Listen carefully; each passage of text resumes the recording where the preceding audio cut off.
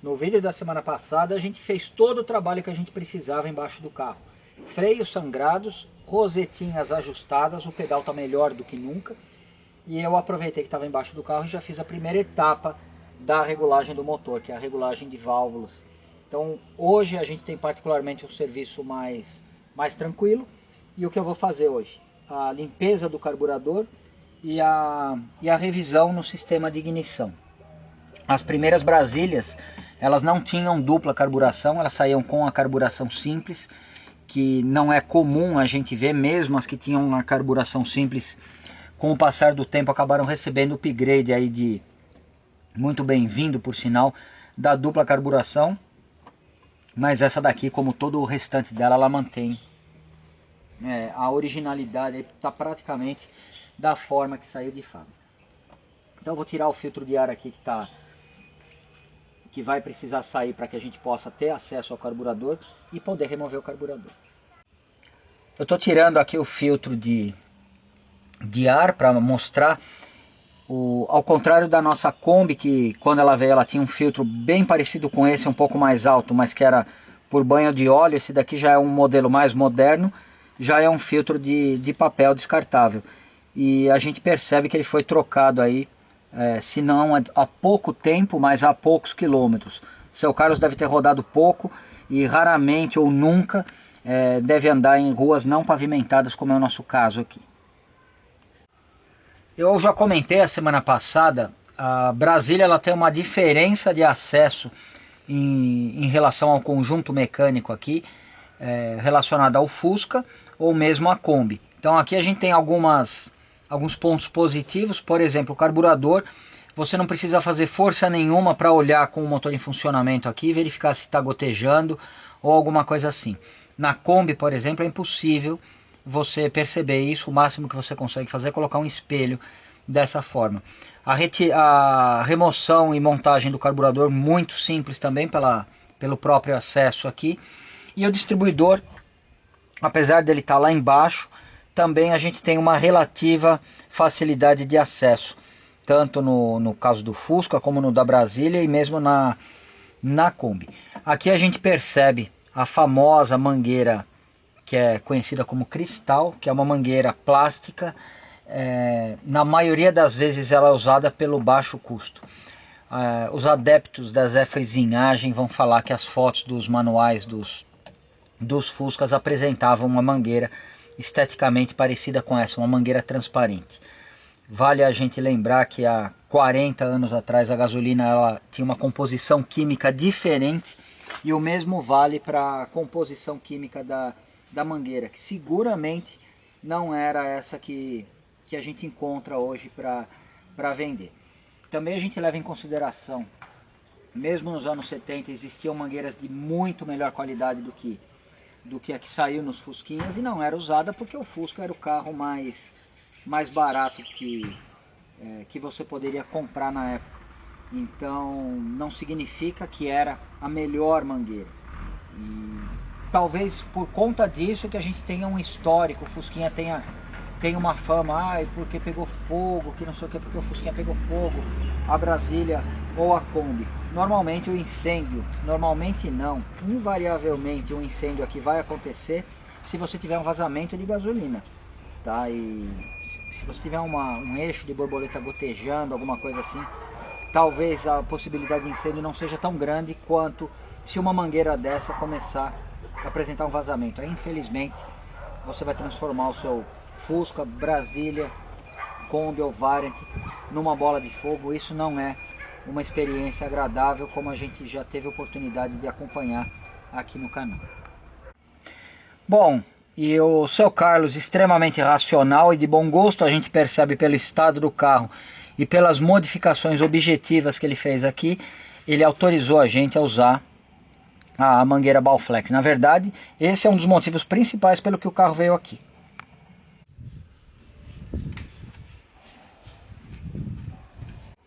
Bom, eu já tirei o carburador. Eu acho que a desmontagem do carburador, a limpeza do carburador, não tem necessidade de a gente mostrar. Eu vou fazer daqui a pouco.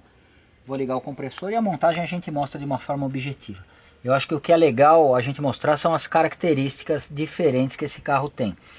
E por mais frisinhado que um carro seja, por mais bem tratado que um carro seja, com o passar dos anos ele acaba sofrendo algumas agressões. E sempre, por mais que o dono seja cuidadoso, as agressões elas começam na parte elétrica. E eu vou pedir para a Bianca aproximar e mostrar aqui.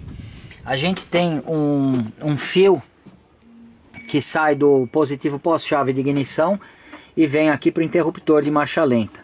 Tá? E ele teve realmente uma emenda que não condiz com o estado de conservação do carro.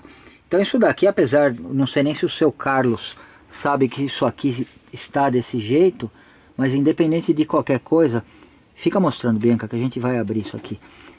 Eu vou refazer isso aqui. Na verdade a gente tem um chicote antigo aí da Kombi, então a gente tem uma fonte de fios de cores raras que pode ser utilizado.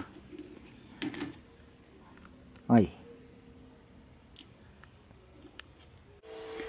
Bom, o 15 normalmente é preto, então eu não precisei usar nenhum fio original do chicote da Kombi da Bianca. Fiz a extensão aqui na medida correta. Agora a gente vai soldar e eu vou colocar um termo retrátil.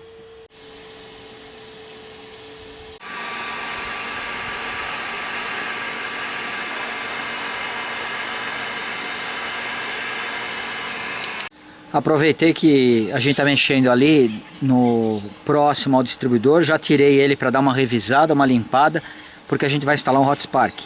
E a gente percebe aqui embaixo desse parafuso duas arruelas, tá? E eu vou girar ele bem devagarinho. E a gente percebe aqui nenhuma arruela, além do que a cápsula está solta. Então eu vou aproveitar aí antes de instalar o hot spark, vou dar uma boa limpada no corpo do distribuidor, para a gente poder avaliar aí o que a gente vai precisar fazer.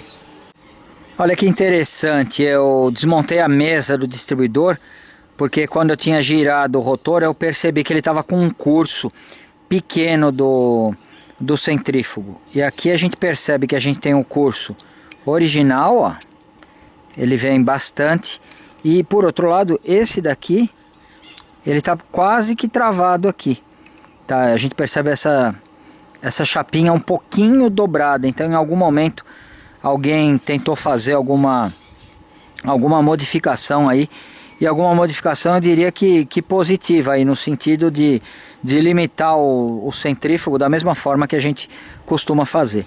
De qualquer forma, o distribuidor está em excelente estado, muito bom mesmo. Essa graxa que a gente vê talvez seja ainda a graxa original. Eu vou limpar agora, eu vou lavar o distribuidor, vou lavar o carburador e a gente volta para fazer a montagem. Bom, o carburador está limpo e a gente tem pouca coisa para fazer aqui. Aqui, como eu recomendo, duas juntas, duas arruelas embaixo da agulha. A boia, a distância daqui, dessa parte de baixo, até aqui em cima, estava 34 milímetros. Eu coloquei 88, ou seja, o nível da boia estava alto. Mas isso daqui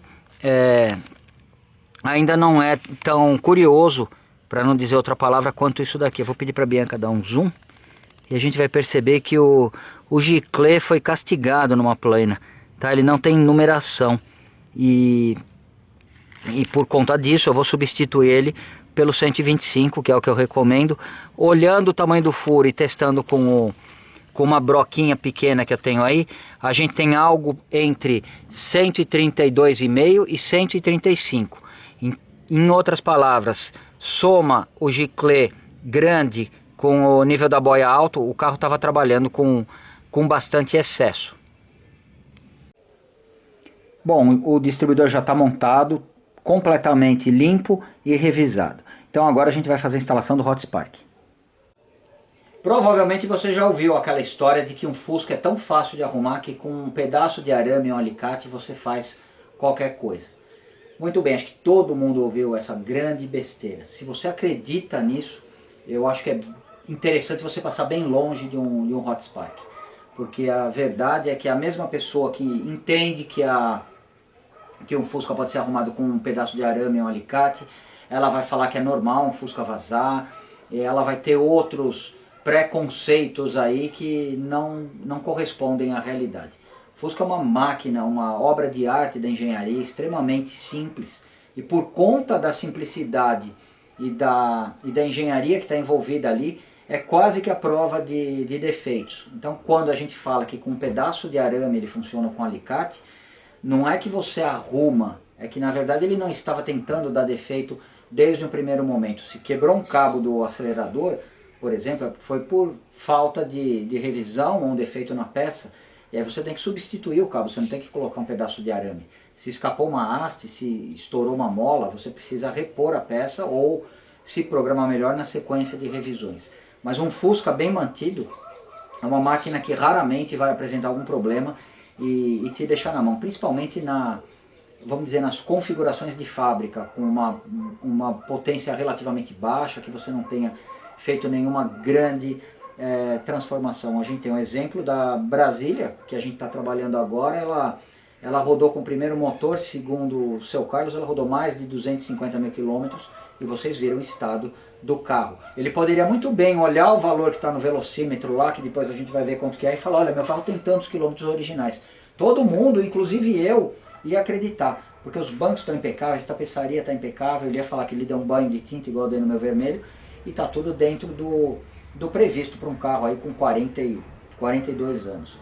Tá? E por que eu estou falando para você passar longe de um Hot Spark? Porque muitas vezes a pessoa olha a pecinha, vê uma coisinha simples dessa e fala, ah, isso aqui é fácil, um parafuso e 2 fios, vou instalar. O cara não se dá o trabalho de ler as instruções que vem junto com a peça, receber as instruções do Fuscanet quando ele compra, ou mesmo quando assiste o nosso vídeo e fala, ah não, é tão fácil, eu não preciso ver esse vídeo. E o que acontece? Às vezes, pessoalmente, eu tento explicar para alguém, olha, o Hot Spark não é fácil, que não sei o quê.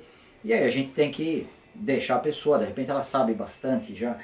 O ponto é, de todas as consultas que eu recebo, e francamente, consultas por e-mail não tenho condições mais de responder pelo volume delas, mas pelo menos eu dou uma olhada e tenho meio que uma estatística.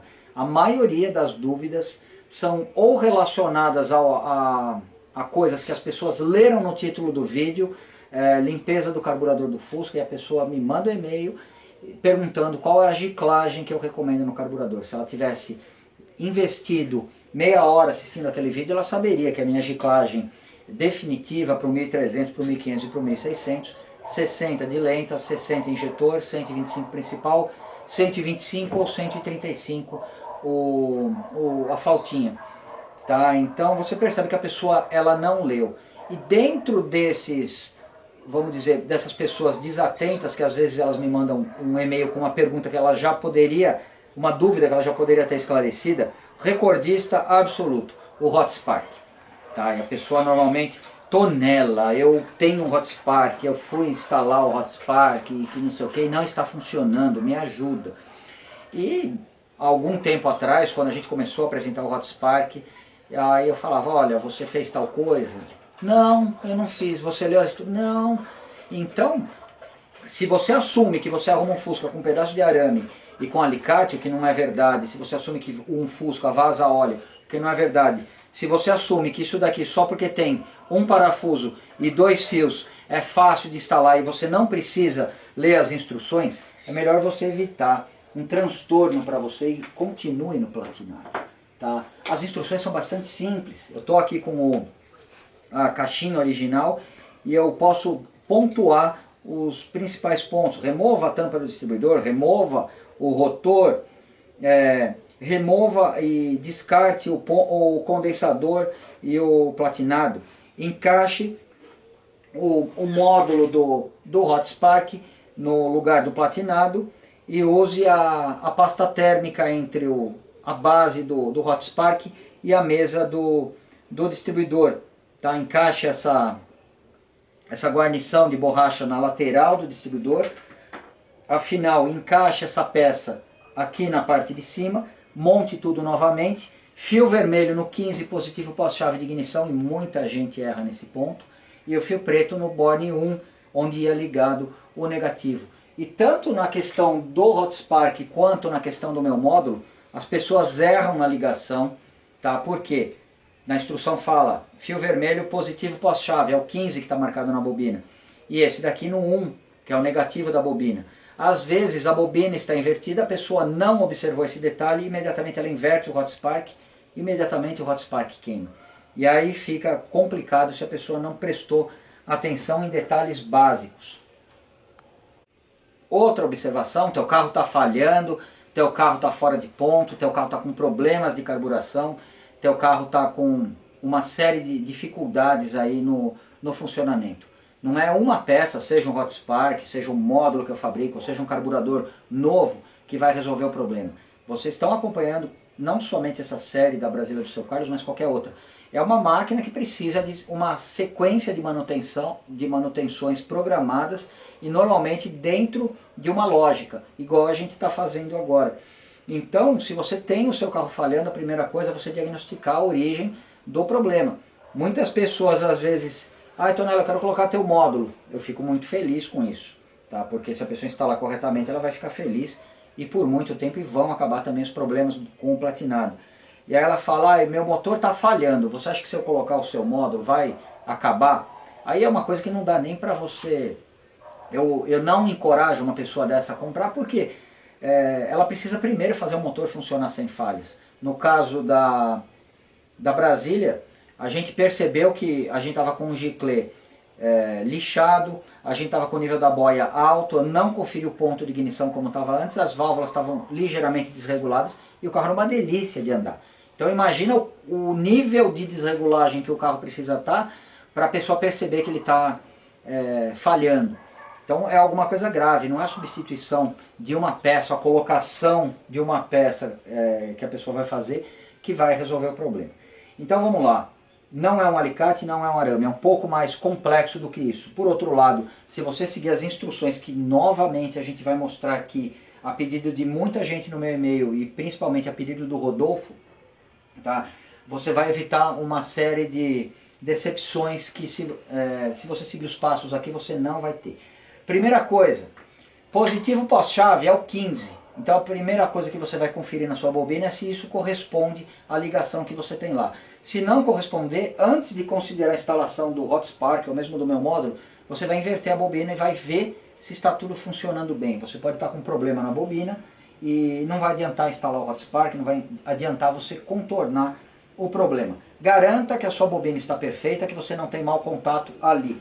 Garanta que a malha de aterramento que está embaixo do carro, que liga carroceria na caixa de câmbio, ela também está íntegra, porque se você não tiver isso ligado corretamente, você pode ter uma variação de tensão que no platinado ela é até tolerável, mas que com o Hot Spark você pode ter alguns problemas. Eu acabei não comentando no vídeo da semana passada, como eu sabia que eu ia instalar o Hot Spark, eu já conferi essa ligação. Se você não tem essa malha de aterramento, apesar de você ter os parafusos dos coxins ali, qual é o sintoma que você pode ter? Marcha lenta irregular, tá? Luz do dínamo ou do alternador às vezes acendendo, e o mais importante, quando você vai dar a partida, às vezes você percebe um motor de arranque pesado. Você pode confundir com bateria descarregada, você pode confundir com oxidação nos contatos da bateria ou mesmo com um problema no motor de arranque. E se você não olhar se você tem essa malha e resolver levar num cara que às vezes por falta de experiência, não é nem por picaretagem, ele não souber disso, ele vai trocar a tua bateria, ele vai revisar teu motor de arranque ou trocar teu motor de arranque, ele vai falar que o teu dínamo não vale nada, por isso que não carrega e você tem que usar um alternador. Você vai trocar tudo isso. Se você não tiver a bendita malha de aterramento, que é algo básico em qualquer carro, ele vai continuar falhando. Tá? Então, malha de aterramento ali. Outra coisa, agora falando do distribuidor, malha de aterramento aqui. Pode aproximar, Bianca. Essa malha de aterramento, ela tem que estar perfeita, ela tem que estar muito bem conectada. Se você não tem essa malha, não perca seu tempo instalando o Hot Spark. Seu distribuidor está sem a malha, você pode comprar isso numa loja de material eletrônico, onde você compra estanho, onde você compra ferro de solda ou alguns outros acessórios para eletrônica. Chama-se malha dessoldadora, é uma pequena malha trançada de cobre, existe de várias espessuras. Você vai pegar um pedacinho pequeno e vai prender aqui, você consegue soldar aqui na parte onde quebrou, existe um restinho normalmente de cobre, você consegue soldar aqui. E você consegue soldar também na outra extremidade com ferro de solda e um pouco de estanho. Malha de aterramento garantida, aí sim você tem condições de instalar o Hot Spark aqui. Distribuidor com cápsula de avanço a vácuo e avanço centrífugo, mais conhecido como tampa alta. No site Fuscanet está como 034. Você vai comprar o Hotspark 034. O 034 vai servir para Passat com platinado, para Fiat 147, tá? E se você tiver o distribuidor tampa baixa, que é o que tem no nosso Fusquinha vermelho, avanço somente centrífugo, ou aquele distribuidor com corpo de ferro que a gente encontra normalmente nos motores planos, aí você vai usar o Hotspark 006. Bom, eu estou colocando um pouquinho da pasta térmica. Existe um saquinho que vem ali junto com o Hotspark, tá? E você vai espalhar. A função da pasta térmica é garantir a maior condução de calor possível entre a base do Hotspark e a mesa do distribuidor, para você não ter ele termicamente isolado e você acabar superaquecendo o material aqui, o pequeno circuito, o semicondutor do Hotspark. Normalmente, sempre que a gente vai instalar um Hotspark, que a gente mostra a pasta térmica, acaba aparecendo uma polêmica no canal. E Tonela, você colocou muita, Tonela, você colocou pouca, Tonela não pode pôr o dedo que o dedo cai e que não sei o que. Trabalhei com eletrônica numa empresa há 25 anos e a gente sempre usou pasta térmica e normalmente existia um consenso de que você precisava colocar a pasta térmica nas duas superfícies e se ficasse um pouquinho para fora não era o fim do mundo, você estava desperdiçando alguma coisa.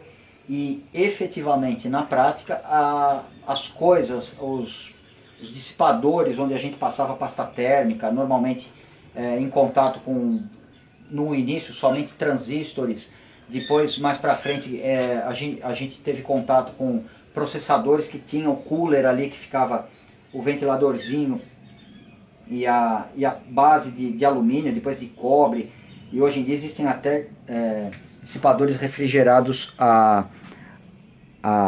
água. De qualquer forma, o importante é você ter uma boa quantidade de pasta térmica aí nas superfícies, que você não vai ter problema independente vamos dizer assim, dos pequenos detalhes ou dos pequenos dramas que algumas pessoas possam ver nessa aplicação. Aqui é o sensor magnético que vai gerar os pulsos na parte vermelhinha, aqui na parte estática do Hotspark, e você vai encaixar ele até o final para que você consiga montar o rotor logo na sequência. Bom, quando ele está encaixado ele fica praticamente alinhado com a parte mais grossa ali do inferior do Hotspark, e entre o eixo e esse anel metálico você não tem que colocar, aqui não vai pasta térmica, não vai absolutamente nada. Então agora que a gente está com o Hotspark montado, é simplesmente colocar no motor. Aqui a gente observa uma coisa muito comum nos carros mais antigos. Anos 70, início dos anos 80, a pessoa colocava um rádio, normalmente tinha um rádio AM, colocava um rádio FM e ficava aquela chiadeira. E aí a pessoa falava, nossa, mas é porque o cabo de vela não é resistivo, é por tal motivo. Então inventaram todas as soluções possíveis e imagináveis para que diminuísse o ruído nos rádios. Uma delas era utilizar, no lugar dos cabos não resistivos originais dos Fuscas, os cabos resistivos, tá? Porque acreditava-se naquela época que você não teria mais ruído elétrico, chiados nos alto-falantes.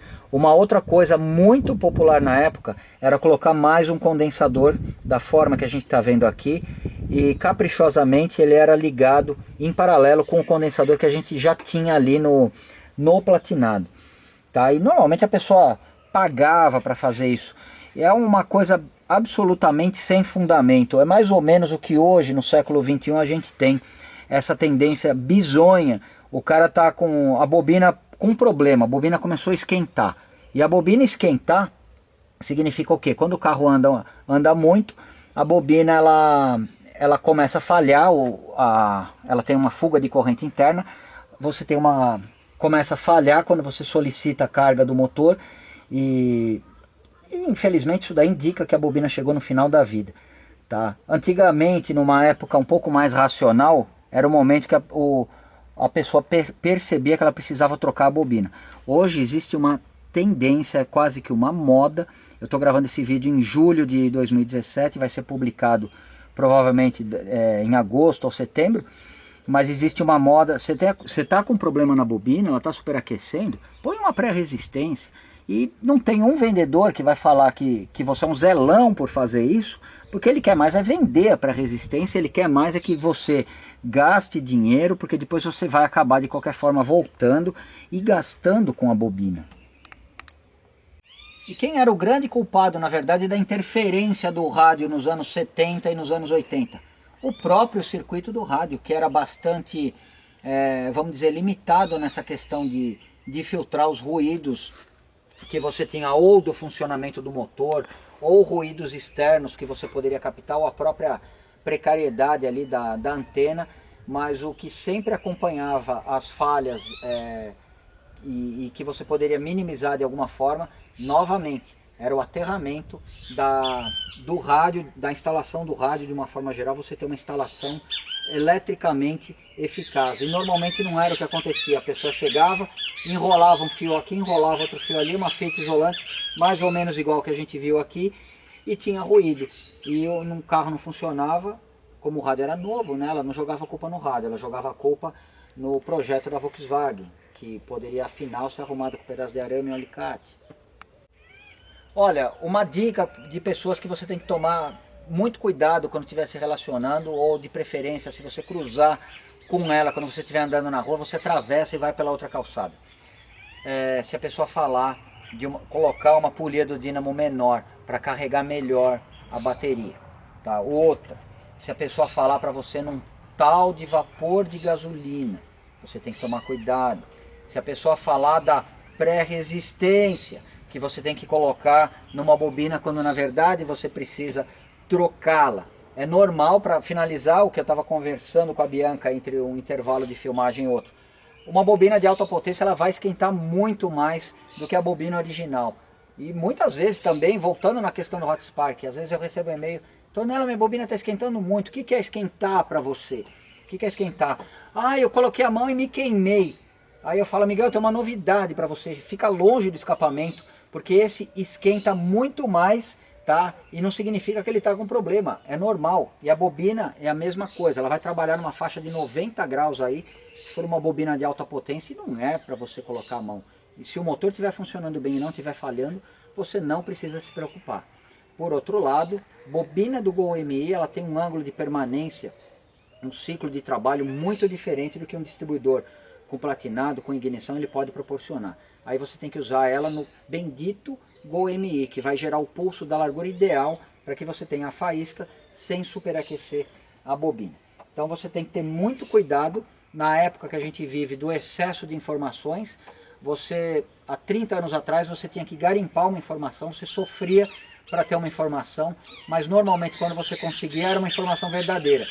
Hoje você tem um excesso de informações e você tem, na verdade, o trabalho que você tem não é achar uma informação, e sim encontrar a que é verdadeira no meio de tanta besteira que a gente vê por aí.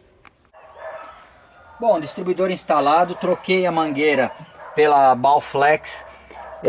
Tomei o cuidado de deixar a inscrição que a mangueira tem, que no caso, por exemplo, do Fuscatia, é um motivo de ostentação, mas como o seu Carlos ele costuma ir no encontro dos Zé Frizinhos, eu preferi deixar assim para não chamar a atenção dos Zé Frizinhos mais sensíveis, que iam defender a ideia de que deveria ter uma mangueira transparente no lugar dessa. Essa daí, montada dessa forma, talvez passe despercebido. Tá? Então agora eu acredito que está tudo em ordem. O que eu vou fazer é tentar dar a partida, e para ajustar o ponto, sem o platinado, a gente precisa de uma lâmpada de ponto. Então eu vou tentar dar a partida, a Bianca vai ficar filmando, e assim que ele funcionar e estabilizar, a gente espera esquentar um pouquinho, e aí faz o ajuste do ponto.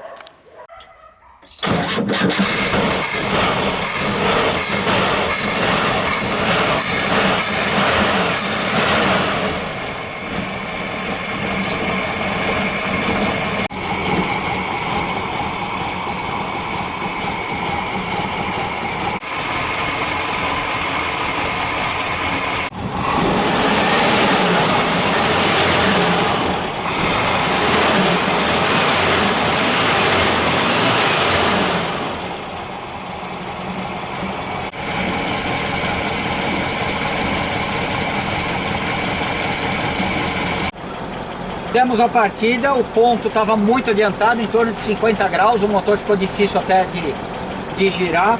Imediatamente coloquei a lâmpada de ponto, seguindo sempre a regra. Válvulas já tinha ido, então aqui a gente tinha dois parâmetros, ignição e carburação. Ajustei o ponto, enquanto o motor aquecia, montei a tubulação aqui do filtro de ar, e agora com a chave de fenda vou explicar antes de fazer para a Bianca poder mostrar. Deixei o parafuso da mistura quase completamente aberto, o motor já está aquecido e eu vou fechando ele gradualmente. No momento que o motor começar a oscilar, eu volto de meia, de 1/4 a meia volta.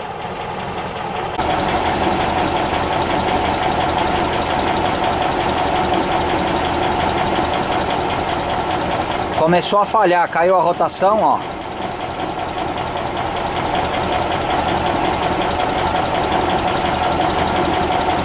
Pronto, agora ela ficou o mais estável possível. Marcha lenta ideal. A Bianca vai aproximar do escapamento agora pra gente mostrar.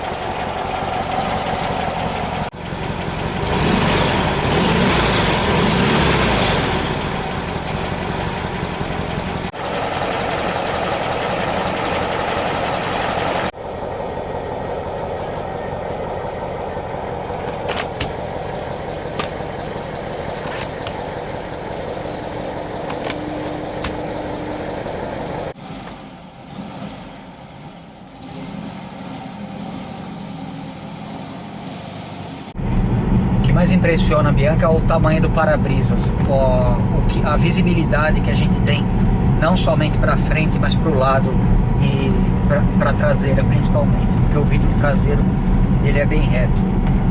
E a gente saiu agora para a primeira volta.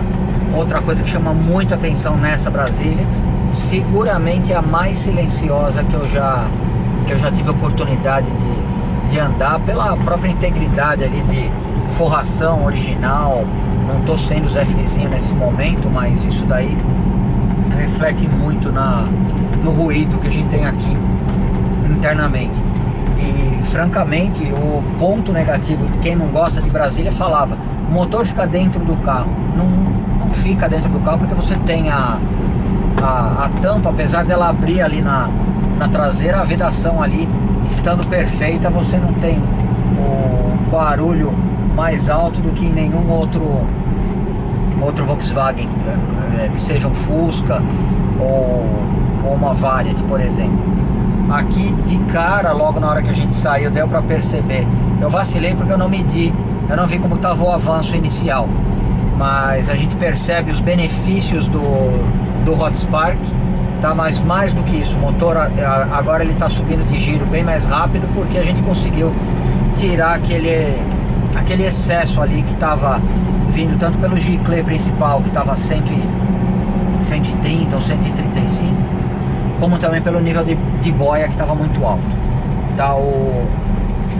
A mistura rica, ela te passa uma falsa impressão de regulagem, porque você dá a partida, mesmo frio, o motor se sustenta muito bem, tá? E o motor não reclama em nenhuma situação.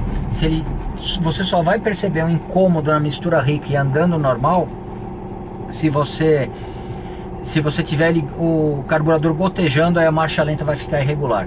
Mas for simplesmente o que a gente tinha aqui, o nível da boia alto, mas sem gotejar, e um giclê grande, você só vai ter um alto consumo e uma mistura rica aí contaminando o teu lubrificante. A mistura rica, a menos que você esteja numa situação que você vai explorar todo o rendimento do motor, você não tem um efeito perceptível. No caso de você acelerar até o fundo, ficar esticando marcha, tentar ver exatamente qual é o rendimento que você pode ter, você acaba tendo, com uma mistura rica, você passa a ter um motor mais lento. Não é o caso do seu Carlos, porque ele vai sempre andar tranquilamente. Então, para ele, provavelmente a questão da carburação estava em ordem. A Bianca vai mostrar, não vou ficar esticando a marcha, mas ó, sem acelerar muito, ó, terceira já, no câmbio 833. Então chega a impressionar o rendimento, considerando aqui que a gente está com uma carburação simples, um escapamento, vamos dizer, que não é dimensionado. Tá, o rendimento está muito interessante do motor. Eu tenho certeza que o seu Carlos vai adorar o resultado.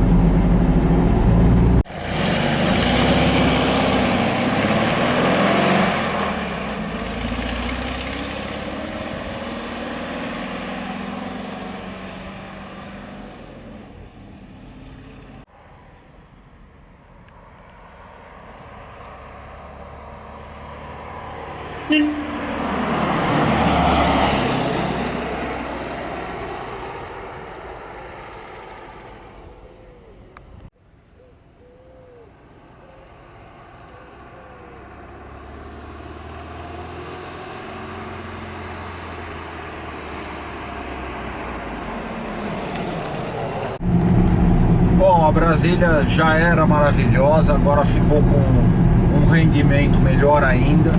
Mais importante do que o rendimento, que não é o objetivo do seu Carlos, é a confiabilidade que o Hotspark vai trazer aí para os passeios que ele faz com a companheira dele de 42 anos já, e com a qual ele tem tanta história. Então quero agradecer ao seu Carlos pela oportunidade, pelo privilégio, não só de poder fazer a manutenção, como de poder apresentar ela para vocês que acompanham no nosso canal. A gente que coloca a mão, a gente percebe que ela sempre foi bem mantida, não tem parafuso marcado, não tem sangrador quebrado.